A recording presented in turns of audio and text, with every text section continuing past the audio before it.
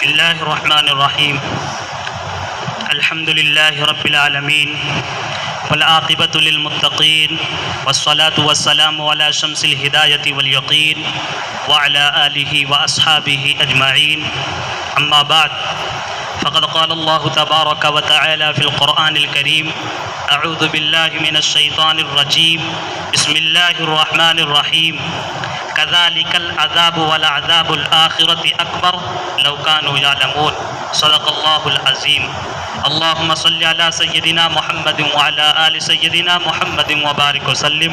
اللهم صل على سيدنا محمد وعلى آل سيدنا محمد وبارك وسلم. اللهم صل على سيدنا ونبينا مولانا محمد وعلى آل سيدنا محمد وبارك وسلم. محترم بزرگوں اور بھائیوں، آج کے جمعے کا عنوان ہے عذاب الہی کے تذکرے. اللہ کا عذاب دنیا میں تو آتا ہی ہے، دنیا کے بعد آخرت میں مرنے کے بعد اللہ کا عذاب آئے گا. لیکن کس گناہ پر اللہ کا عذاب اترتا ہے اور اللہ کا عذاب کب اترتا ہے، کن لوگوں پر اترتا ہے اور کب کب اللہ کا عذاب نازل ہوا ہے، کن لوگوں پر نازل ہوا ہے، اللہ کے عذاب سے کیسے ہم سب کی حفاظت ہو سکتی ہے، انشاءاللہ اس تعلق سے اس جمعے میں ہو سکتا ہے کہ مکمل موضوع نہ ہو سکے تو آئندہ جمعے میں انشاءاللہ پورے طور پر بیان کرنے کی کوشش ہوگی، تاکہ ہم سب اللہ کی پکڑ سے، اللہ کی گرفت سے، اللہ کے عذاب سے بچنے کی بھرپور فکر کریں، کوشش کریں، اپنے آپ کو بچائیں، اپنی قوم کو، اپنے محلے کو، اپنے تعلقات اور اپنے گھر والوں کو اللہ کی پکڑ سے بچانے کی فکر کریں. اللہ کی ذات جہاں ایک طرف رحیم ہے، کریم ہے، غفور ہے، شکور ہے، اللہ کی جہاں بہت سی صفات ہیں، اپنے بندوں پر بہت زیادہ مہربان، بہت زیادہ رحم فرمانے والے اللہ تبارک و تعالی ہیں، وہیں اللہ خود اپنے بارے میں فرماتے ہیں کہ ہم جبار بھی ہیں، قہار بھی ہیں. ان بطش ربک لشدید بھی اللہ فرماتے ہیں کہ سن لو تمہارے رب کی پکڑ بہت سخت ہے، اللہ کا عذاب بھی بہت ہے. وَلَعَذَابُ الْآخِرَةِ اکبر، اللہ نے فرمایا ہے کہ میرا عذاب بہت بڑا ہے، بہت سخت ہے. جس طرح کی سزائیں اللہ کی طرف سے اللہ کی ہیں، اللہ کا جو عذاب جس قسم کا ہے، دنیا میں کوئی نہ اس قسم کا عذاب کوئی کسی کو دے سکتا ہے، نہ اس طرح کی کوئی تکلیفیں دے سکتا ہے، نہ سزائیں دے سکتا ہے. اللہ تبارک و تعالیٰ جس طرح ہر چیز میں بے مثال ہیں، اسی طرح سزا دینے میں اور اللہ کے عذاب بھی بے مثال ہے، کوئی اس میں شریک نہیں ہو سکتا.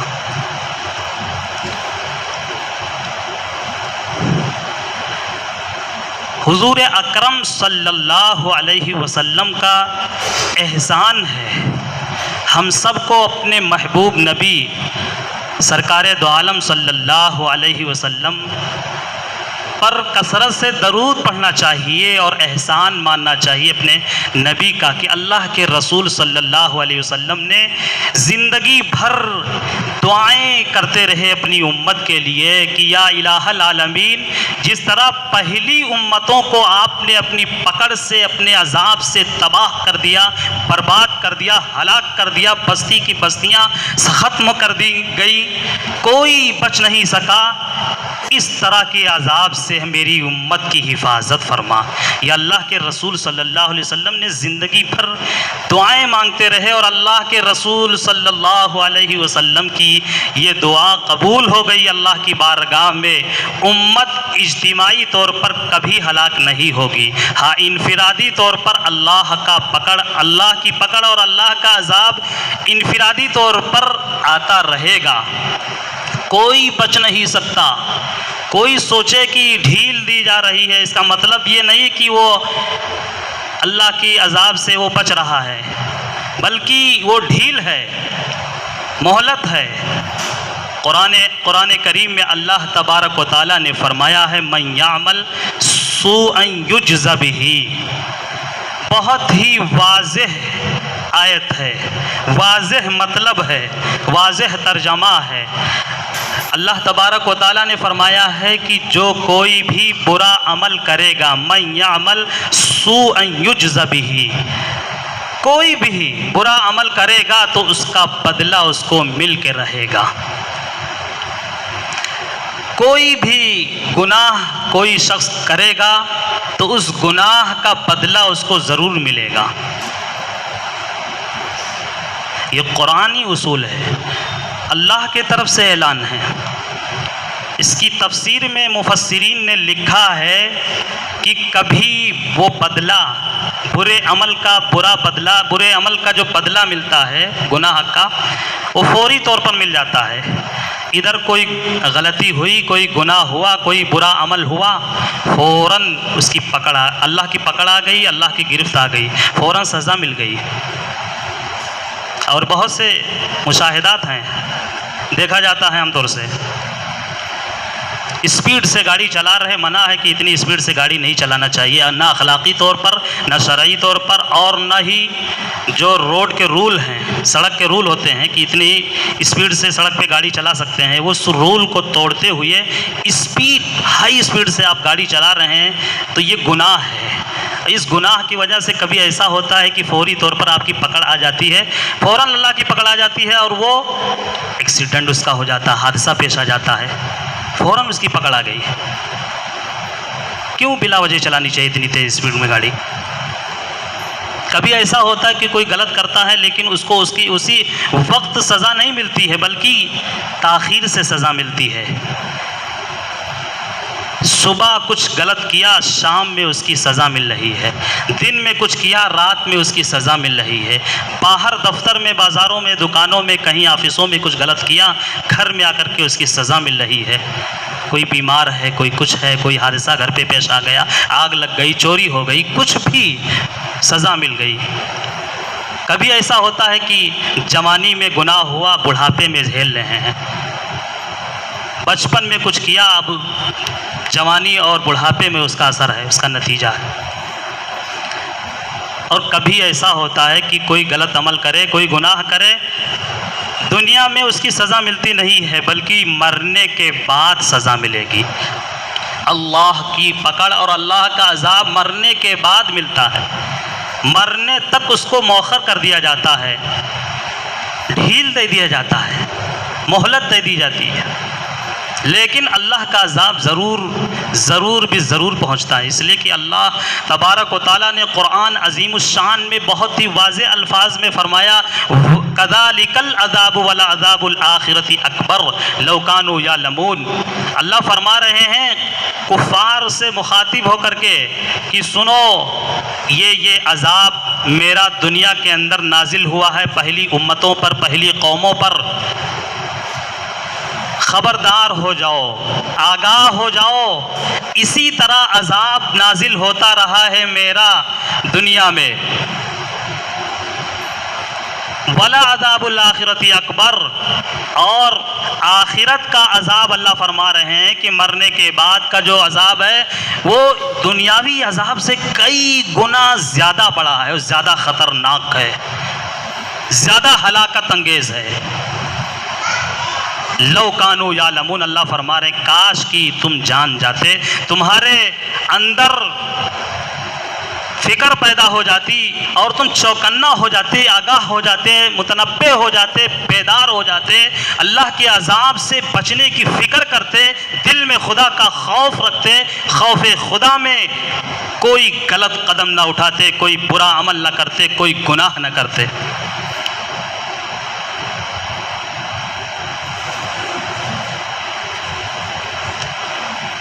اللہ تبارک و تعالیٰ نے انسانوں کے اندر دو طرح کا مادہ رکھا ہے۔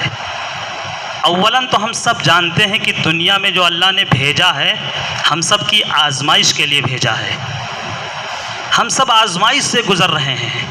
اللہ تبارک و تعالیٰ کی طرف سے آزمائشیں آتی ہیں، اسی لیے دو طرح کا مادہ انسانوں کے اندر رکھا گیا ہے۔ اچھے کام کرنے کا مادہ بھی انسان کے اندر موجود ہے، برے کام کرنے کا مادہ بھی انسان کے اندر رکھ دیا گیا ہے۔ وہ فرشتے ہیں کہ جن کے یہاں شر کا مادہ نہیں رکھا گیا، برا کام کرنے کا مادہ نہیں رکھا گیا ہے، وہ فرشتے ہیں۔ فرشتے غلط کام کر ہی نہیں سکتے، کرنا بھی چاہیں تو ان کے اندر وہ طاقت ہے ہی نہیں کہ وہ کریں۔ لیکن انسانوں کے اندر دو طرح کا مادہ رکھا گیا ہے، اچھے کام کرنے کا بھی، برے کام کرنے کا بھی۔ اب آزمائش ہے، اللہ کی طرف سے امتحان ہے، یہ ہے کہ میرا بندہ خیر کی طرف لپکتا ہے، خیر کا کام کرتا ہے، اچھا کام کرتا ہے، اچھا قدم اٹھاتا ہے، یا غلط قدم اٹھاتا ہے، یا گناہ کرتا ہے، میری نافرمانی کرتا ہے، ہر وقت میرے حکموں کو توڑتا ہے۔ پھر اللہ کا اعلان ہے، اور ازل سے اعلان ہے، ابد تک، ہمیشہ ہمیشہ کے لیے اعلان ہے کہ جو کوئی بھی اچھا عمل کرے گا اس کو اس کے اچھے عمل کا بدلہ مل کے رہے گا، اور جو کوئی برا عمل کرے گا اس کے برے عمل کا بدلہ اس کو مل کے رہے گا۔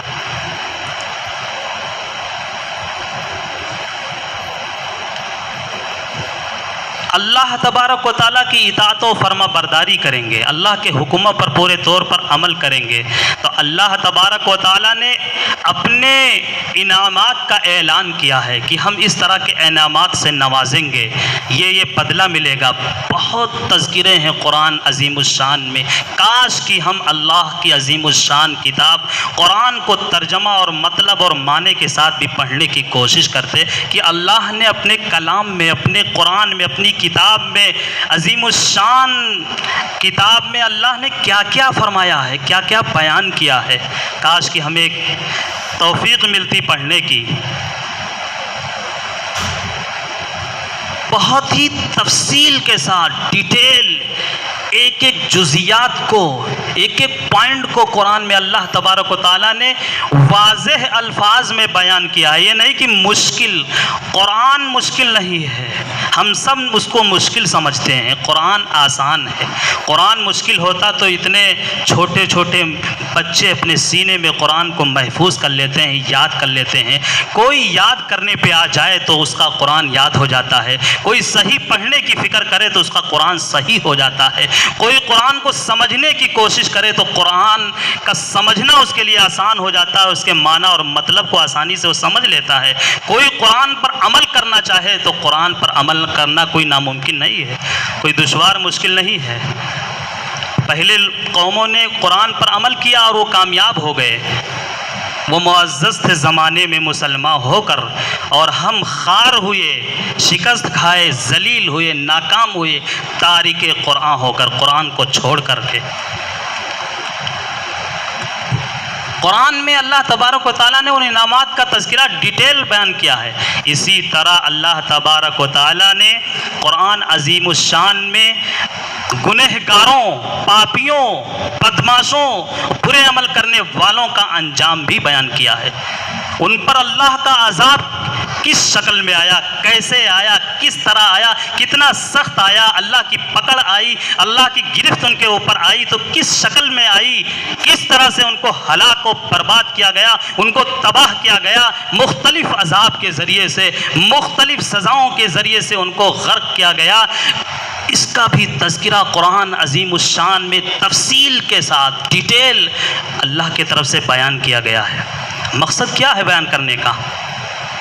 واعظ و نصیحت کی کتاب ہے قرآن، تاکہ لوگ قرآن کو پڑھیں اور یہ تذکرے کو پڑھیں تو اپنے اندر تبدیلی لانے کی کوشش کریں، اللہ کے عذاب کا خوف اپنے دل میں پیدا کریں، اللہ کی پکڑ کا یقین دلوں میں پیدا ہو کہ جس طرح اللہ تبارک و تعالیٰ کا عذاب پہلی قوموں پر آیا، اسی طرح کچھ غلط قدم اٹھائیں گے، کچھ غلط کریں گے، گناہ کریں گے، اللہ کی نافرمانی کریں گے، معصیات کا ارتکاب کریں گے تو اللہ کی پکڑ اور اللہ کا عذاب ہم پر بھی آئے گا۔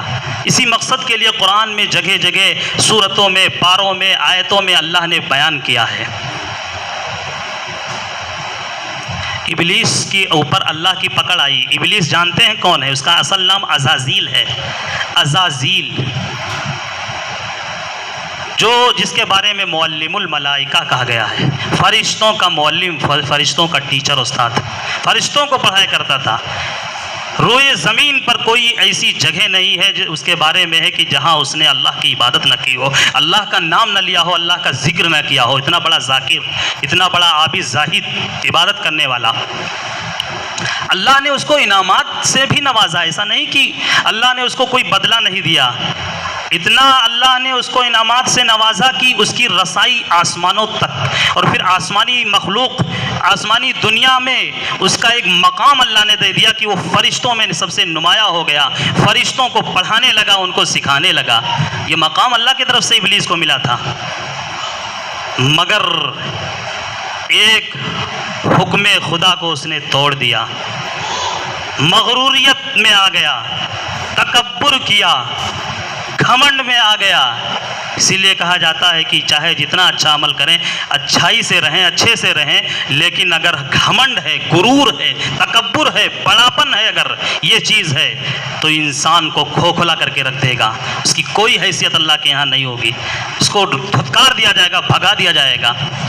بڑاپن عاجزی رہے، بھلے ہی عمل کم رہے، بھلے ہی ذکر کم رہے، تلاوت کم رہے، زیادہ ذکر و اذکار کم رہے، تسبیحات نہ زیادہ ہونے پائیں، لیکن عاجزی اللہ کو بہت پسند ہے.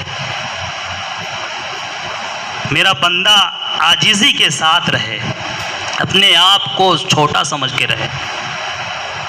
اس نے تکبر کیا. اللہ کا حکم ہوا کہ آدم علیہ السلام کے سامنے تم سجدہ ریز ہو جاؤ. سجدہ کا سارے فرشتے سجدہ ریز ہو گئے، سارے فرشتوں نے سجدہ کیا. وہ بھی موجود ہے، اس کو بھی اللہ کا حکم ملا، لیکن اس نے انکار کیا. ابا واستکبر وکان من الکافرین. اللہ نے فرمایا کہ یہ تو منکر ہو گیا، میرے حکموں کو میرے حکم پر عمل کرنے سے اس نے انکار کیا. پھر اللہ کا جب عذاب اس کے اوپر آیا، وہی ہے کہ اللہ والعذاب الآخرۃ اکبر، ان بطش ربک لشدید، کہ اللہ کی جب پکڑ بھی آتی ہے تو بہت سخت آتی ہے. قال فاخرج منها فإنك رجیم. اللہ نے فرمایا کہ تو یہاں سے بھاگ جا، یہاں سے نکل. اخراج ہو گیا، وہاں سے بھگا دیا گیا. فإنك رجیم. اللہ نے فرمایا کہ تو دھتکارا ہوا شخص ہے. وَإِنَّ عَلَيْكَ اللَّعْنَةِ إِلَى يَوْمِ الدِّينِ. اللہ نے فرمایا کہ قیامت تک تیرے اوپر میری لعنت اترتی رہے گی. کتنا بڑا ابی زاہد ابلیس، عزازیل، دھتکار دیا گیا، شیطان رجیم قرار دے دیا گیا. اللہ کی جب پکڑ اس کے اوپر آئی، اللہ کا جب عذاب آیا، تو دنیا کے اندر اس کے اوپر یہ عذاب ہے تو ڈھیل دے دیا گیا ہے. قیامت تک مرنے کے بعد اللہ کا عذاب اور سخت ہے، اور بڑا ہے. حضرت نوح علیہ السلام کی قوم بتوں کی عبادت کرتی تھی. ایک خدا کو چھوڑ کر کے کئی ہزار سینکڑوں خداؤں کی پرستش کرتی تھی. ان کو سمجھانے کے لیے قرآن میں ہے کہ اللہ تبارک و تعالیٰ نے اپنے پیغمبر حضرت نوح علیہ السلام کو بھیجا ان کی اصلاح کے لیے. 950 سال حضرت نوح علیہ السلام اپنی قوم کو سمجھاتے رہے، انفرادی طور پر، اجتماعی طور پر، دن کے اجالے میں، رات کے اندھیرے میں، خلوتوں میں، جلوتوں میں، ہر طرح سے حضرت نوح علیہ السلام دعوت کا کام کرتے رہے، بلاتے رہے اللہ کی طرف، ان کو سمجھاتے رہے، ان کے لیے کوششیں کرتے رہے. لیکن ان کی قوم کا یہ حال تھا کہ جس وقت حضرت نوح علیہ السلام ان کو سمجھاتے، ان کی اصلاح کی بات کرتے، تو وہ اپنے کانوں میں اپنی انگلیاں ڈال لیتے تھے کہ نوح علیہ السلام کی بات ہی ہمیں نہ سنائی دے. اپنی کانوں میں انگلیاں ڈال لیتے تھے، سننے کے لیے بھی تیار نہیں تھے. 950 سال مانے رکھتا ہے، اتنے عرصے تک ایک پیغمبر سمجھا رہے ہیں، لیکن قوم سمجھنے کے لیے تیار نہیں ہے، ماننے کے لیے تیار نہیں ہے. آخرکار اللہ کا عذاب آیا، اور اس طرح کا عذاب آیا کہ اس قسم کا عذاب نہیں آ سکا ہے اب تک. پوری دنیا کو ختم کر دیا گیا. طوفان نوح میں کچھ نہیں بچا تھا۔ نیچے سے پانی، اوپر سے پانی، ہر طرف سے پانی ہی پانی، پورے دنیا کے اندر کعبہ شریف کو چھوڑ کر کے سب جگہ پانی سے پورا خطہ بھر گیا، کچھ نہیں بچا، سب غرق ہو گئے۔ یہاں تک کہ حضرت نوح علیہ السلام کا جو بیٹا تھا اس نے بھی انکار کیا تھا۔ نوح علیہ السلام نے بہت سمجھایا، باپ بیٹے کی محبت ہوتی ہے، باپ کے اندر محبت کے وجہ سے بیٹے کو بہت سمجھایا کہ بیٹا تم کافروں کے ساتھ نہ رہو، قوم کا ساتھ چھوڑ دو، میرے ساتھ ہو جاؤ، کوئی بچ نہیں پائے گا آج کے دن۔ اس نے انکار کیا کہ ہم پہاڑوں پہ چڑھ جائیں گے، پانی آ رہا ہے، آئے گا، ہم نہیں ڈوبیں گے، ہم تو پہاڑوں پہ چڑھ جائیں گے، بچ جائیں گے۔ کشتی پہ نہیں سوار ہوا۔ مختصر اللہ کو ماننے والے لوگ تھے جو کشتی میں سوار ہو گئے، وہ بچ گئے، باقی سارے کے سارے غرق کر دیے گئے، کوئی نہیں بچا۔ اسی طرح سمود قوم، جس کے طرف حضرت صالح علیہ السلام کو بھیجا گیا، بہت ہی طاقتور قوم تھی، اشد منا قوہ کہا گیا ہے کہ وہ اپنی قوت پہ ناز کرتے تھے، تکبر کرتے تھے، غرور کرتے تھے کہ ہم سے زیادہ طاقتور کون ہے۔ اللہ نے ان کو اسپیشلی طاقت دی تھی، بڑے بڑے گھر بناتے تھے، بڑی بڑی اونچی بلڈنگیں بناتے تھے، کاریگری بھی دی تھی ان کو، بہت سے نعمتوں سے اللہ نے اس قوم کو نوازا تھا۔ حضرت صالح علیہ السلام اس قوم کو رات دن سمجھاتے رہے کہ جو اللہ کی نعمت پائے ہو، اس کا حق یہ ہے کہ اللہ کی اطاعت کرو، اللہ پر ایمان لاؤ، اللہ کی عبادت کرو تاکہ اللہ اور نوازے۔ لئن شکرتم لازیدنکم ولئن کفرتم ان عذابی لشدید، یہ قرآنی اصول ہے۔ قرآن عظیم الشان میں اللہ نے فرمایا ہے کہ اگر تم میری نعمت کو پا کر کے میرا شکریہ ادا کرو گے، لئن شکرتم، اگر تم شکر گزار بندے بن کر کے رہو گے، نعمت پا کر کے شکریہ ادا کرو گے، لازیدنکم، تو اللہ فرما رہے ہیں کہ تمہیں میں مزید نوازوں گا، اور دوں گا، اور عطا کروں گا، اور ترقیات سے نوازوں گا، مزید ترقی یافتہ ہو جاؤ گے۔ وَلَئِن كَفَرْتُمْ إِنَّ عَذَابِي لَشَدِيدٌ، مگر اللہ نے فرمایا کہ اگر تم ناشکری کرو گے، میری نعمت پا کر کے ناشکرا پن کا مظاہرہ کرو گے، میرے اوپر ایمان نہیں لاؤ گے، میری اطاعت نہیں کرو گے، میری عبادت نہیں کرو گے، میرا شکریہ نہیں ادا کرو گے، تمام طرح کی معصیات میں مبتلا رہو گے، تو اللہ فرما رہے ہیں وَلَئِن كَفَرْتُمْ إِنَّ عَذَابِي لَشَدِيدٌ، سن لو کہ میرا عذاب بھی بہت سخت ہے۔ اللہ کی نعمت پا کر کے وہ قوم اللہ کے ناشکری کرتی رہی۔ حضرت صالح علیہ السلام سمجھاتے رہے، یہاں تک کہ اس قوم نے معجزے کا مطالبہ کیا کہ آپ اگر اللہ کے سچے نبی ہیں تو یہ پہاڑ ہے، اس پہاڑ سے ایک اونٹنی نکلے اور نکلتے ہی بچہ دے۔ حضرت صالح علیہ السلام نے اللہ سے دعا مانگی، اللہ تبارک و تعالیٰ نے اپنے پیغمبر کی دعا قبول فرمائی۔ قوم کے مطالبے پہ اسی وقت قوم بھی دیکھ رہی ہے، لوگ بھی دیکھ رہے ہیں کہ پہاڑ سے ایک پتھر ہٹتا ہے اور اس پتھر کے پیچھے سے ایک اونٹنی نکلتی ہے، اور اونٹنی نکلنے کے بعد وہ فوراً بچہ دیتی ہے۔ قوم کا یہ مطالبہ بھی پورا ہوا، پھر بھی قوم ایمان نہیں لائی۔ اس نے مطالبہ کہ اگر یہ ایسا ہو جائے تو ہم ایمان لے آئیں گے، پھر بھی وہ ایمان نہیں لائے۔ حضرت صالح علیہ السلام نے سمجھایا کہ اونٹنی تو اللہ کی طرف سے آ گئی ہے، بغیر کسی سبب کے، محض پہاڑ کے اندر سے نکل آئی ہے یہ، اور بچہ بھی دے دی ہے، اس کا خیال رکھنا ورنہ اللہ کی پکڑ میں آ جاؤ گے۔ وہ قوم اتنی بدماش تھی، اس قوم کی جو ہے قسمت اتنی خراب تھی، یہ کہا جائے کہ اس نے ایمان تو لانا تو دور، حضرت صالح علیہ الصلاۃ والسلام نے سمجھایا تھا کہ اس کا لحاظ کرنا اونٹنی کا. اونٹنی کو یہ لوگ تاک لگا کر کے قتل کر دیے. اللہ کی خاص اونٹنی کو انہوں نے ذبح کر دیا, کاٹ دیا, قتل کر دیا. اتنی جلن. فقال لهم رسول الله ناقة الله وسقياها فكذبوه فعقروها فتمتم عليهم ربهم بذنبهم فسواها. قرآن میں اللہ نے فرمایا کہ پھر تمہارے رب کا عذاب ان کے اوپر گھر گیا. اس قدر اتنا سخت ان کے اوپر عذاب آیا. ایک طرف سے خطرناک چیخوں کی آواز آئی, دوسرے طرف اتنی سخت ہوائیں چلنے لگی کہ کچھ بھی ان ہواؤں میں, طوفانی آندھی میں کچھ نہیں بچا. ان کے محلات اڑ گئے, پہاڑ تک اڑتے دکھائی دیے, اور کچھ بھی نہیں بچا ان ہواؤں میں. سب کے سب تباہ و برباد کر دیے گئے. پوری بستی, پوری قوم کے لوگ تباہ ہو گئے اللہ کے عذاب سے.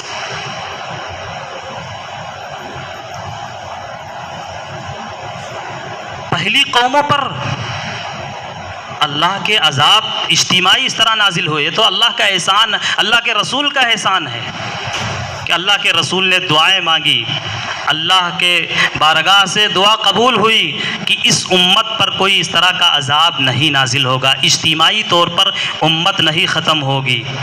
یا اسی طرح شکلیں جو بدلنے کا عذاب پہلی قوموں پر آیا, کوئی بندر بنا دیا گیا, کوئی خنزیر بنا دیا گیا, اس طرح کا بھی عذاب اس امت پر نہیں آئے گا. یہ اللہ کے رسول صلی اللہ علیہ وسلم کی نسبت اور برکت اور رحمت کی وجہ سے. مگر قرآنی اصول اپنی جگہ پر باقی ہے کہ کچھ بھی کریں کچھ نہیں ہونے والا, ایسا کچھ نہیں. قرآنی اصول یہ بتاتا ہے, قرآن میں اللہ نے جگہ جگہ فرمایا جو جیسا کریں گے اس کا بدلہ مل کے رہے گا, بھلے ہی کچھ تاخیر سے ملے, بھلے ہی مرنے کے بعد ملے, لیکن اللہ کے عذاب سے, اللہ کی پکڑ سے, اللہ کی گرفت سے نہیں بچ سکیں گے. اسی طرح اور بھی قوموں پر اللہ کا عذاب آیا, اور بہت عجیب عجیب عذاب آئے. انشاءاللہ کہ کون سا گناہ آئندہ جمعے انشاءاللہ بیان کروں گا کہ کون سے گناہ کریں گے, کون سا بد عملی کریں گے, برا عمل کریں گے تو اس پر کس قسم کا عذاب اللہ کا پہلے آیا ہے اور آئے گا. اللہ کے رسول صلی اللہ علیہ وسلم نے حدیثوں میں بیان کیا گیا ہے, یہ گناہ عام ہو جائے گا تو یہ اللہ کا عذاب آئے گا, اس طرح کا اللہ کی پکڑ آئے گی. اور پھر اللہ کے عذاب سے بچنے کی کیا تدبیریں, اللہ کے عذاب سے کس طرح ہم بچ سکتے ہیں, اپنی حفاظت کر سکتے ہیں. پہلی قوموں میں جو اللہ کے عذاب سے انہوں نے اپنی حفاظت کی اور وہ اللہ کے عذاب سے بچا لیے گئے, کس طرح